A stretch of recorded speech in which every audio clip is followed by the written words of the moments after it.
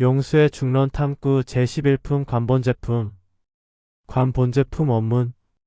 본제는 가히 얻을 수 없고 생사는 시작도 있지 않고 다시 끝도 있지 않다.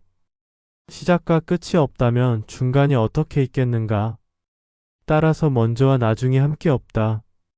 모든 있는 바 인과와 상 및 가상법과 수 및 수자 등 있는 바 일체법은 생사에서 본제를 얻을 수 없는 것이 아니라 일체법의 본제가 모두 없는 것이다. 원문 끝. 용수보살의 중론에서 11번째로 나오는 주제는 관본제품으로 근본 경계의 이치에 대해 비추어 보고 관찰하는 대목이다. 그러면 용수의 중론에서 근본 경계의 이치인 관본제품에 대해서 해석해보자. 근본 경계는 얻을 수 없고 생사는 시작도 없고 끝도 없다. 시작과 끝이 없으면 중간도 없다. 모든 원인과 결과와 보이는 상과 상법, 그리고 받아들임과 받아들이는 자 등 일체법은 나고 죽음에서 근본 경계를 얻을 수 있지만 일체법의 근본 경계가 모두 없는 것이다. 해석 끝. 생사윤회를 통하여 근본 경계를 알게는 되지만 일체법의 근본 경계란 없는 것이므로 인과도 없고 상도 없고 받아들이는 자도 모두 없게 된다. 이러한 이유는 바로 무자성이기 때문이다. 즉 자신의 윤회하는 근본 주체가 없기에 윤회는 더는 윤회가 아니게 되며 인과는 인과가 아니게 되고 상은 상이 아니며 받아들이는 자도 없는 것이다. 결국 모든 환영 같은 현상계라는 것은 자신이 무아이며 무자성의 도를 터득한 까닭이다. 그러면 현상계에서 자신의 윤회하는 본체인 자성이란 정말로 없는 것인가라는 화두가 자연스럽게 들린다. 화두가 한번 크게 타파되면 매 순간 새로운 화두가 들려지고 그 즉시 혹은 잠시 잠깐 시간이 흐르면 모든 화두는 타파된다. 비유하자면 자신의 의식은 바다가 되어서 능히 강물이나 오염된 물 혹은 물방울 하나라도 모두 담을 수 있음과 같다. 그런데 자신의 자성에 대한 유무를 화두로 들게 되면 언제나 자신의 자성이란 있다는 결론에 이른다. 이는 화두 타파 자체가 자신의 의식의 경계를 넘어선 상태에서 세상을 비추어 보기에 비추어 보는 자신의 본체를 알게 되어 비추는 본체 자체를 부정할 수 없기 때문이다.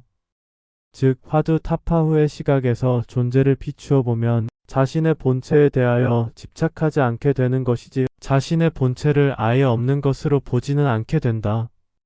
여기에서 왜 본체가 있느냐 없느냐가 중요하는가 하면은 본체가 있다면 윤회의 순환은 끝없이 드러나고 본체가 없다면 일회성 삶에 그치기 때문이다. 만약 본체가 없어서 죽으면 끝나는 일회성 삶이라면 굳이 깨칠 이유도 없으며 선을 추구할 바도 아니며 일회성 영혼이란 의미가 없고 하루살이의 삶과 다를 바가 없다. 먹고 마시고 놀며 즐기고 일하는 것이 전부이게 된다. 그야말로 현생 범부이자 중생의 삶을 살아가게 된다. 또한 세상은 점차로 악해져서 인류는 자멸할 것이 분명하다. 이런 길이 바로 인류를 시스템 속에 가두는 노예의 길이다. 그래서 무신론이 등장하고 공산주의 유물론이 등장하는 것이다. 나아가 진화론이 등장하고 우주과학이 등장하는 것이다. 또한 개인 소유를 인정하지 않고 통제사회로 가야지만 신의 개념도 사라져 하루살이 노예의 역할을 충실하게 된다. 자본주의나 공산주의 그 어떤 이념도 모두 모순이 있는 제도이며 인류가 존재하는 한은 완전한 이념은 존재하지 않는다. 이는 존재 자체가 유지 확장이라는 모순된 명제를 지니고 있기 때문이다. 완전치 못한 사상으로 대립을 하니 갈등은 커지고 자신과 집단의 이익을 위해서라면 정의는 중요하지 않게 된다. 과정은 중요하지 않으며 승자가 정의이며 가진 자가 법이 되어버린다. 이는 모두가 존재의 유지 확장이라는 불완전한 명제 때문에 발생한다. 그 누구도 보정할 수 없으며 신조차도 손을 댈 수 없다. 왜냐하면 창조의 시나리오 자체가 불완전하기 때문이다. 결국 붓다가 되어 시스템을 벗어나는 방법밖에는 없다. 불완전한 시스템을 아름답게만 보고 무한 긍정하여 완벽한 조화인 불성이 되거나 열애장의 상태에만 머무르면 존재에서 영원히 벗어날 수 없다. 인간에게 자유의지란 없는 것이지만 단 하나의 자유의지가 있다면 스스로 깨우쳐 존재에서 벗어나는 길을 가는 것이다. 그러기 위해서는 자신의 본체인 자성이라고 하는 영혼의 성품을 실제로 맛보아야지만 윤회하는 본체란 확실히 있음을 실감하고 이 길을 갈 수 있다. 그렇다고 하여 힌두교에서처럼 참나를 고집하고 집착하라는 말이 아니다.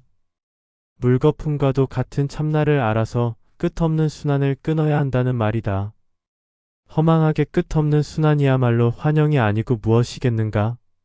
그러니 환영 같은 현상계에서는 자성이란 없는 것이다. 영혼의 끝없는 순환의 잔혹성을 스스로 끊어야 한다. 만약 인간에게 영혼이 없다면 풀벌레나 들짐승과 전혀 다르지 않다. 사람의 의식과 동물의 의식과 풀벌레의 의식을 들여다보면 영혼이 있는 존재와 없는 존재를 구별할 수 있게 된다. 수행자가 아직도 영혼을 모른다면 기초적 관찰이 부족한 탓이다. 물론 영혼을 아는 것은 깨침의 마지막 단계 즈음에서 드러난다. 반면 기초적 관찰이 잘 되어 있는 수행자는 직관을 통하여 영혼을 남과 달리 바로 알아차릴 수 있다. 때에 이르러 윤회하는 영혼을 인식한다면 존재란 머물 만한지에 대한 자문을 자신에게 직접 해야 한다. 아직은 견딜만 하다면 그냥 중생으로 머무르면 된다. 어떤 날은 견딜만 하고 어떤 날은 못 견딜 것 같다고 한다면 아직은 때가 안 되어 존재를 더 겪어볼 필요가 있다. 이런 경우는 그냥 순종하고 존재를 받아들이는 편이 더 낫다.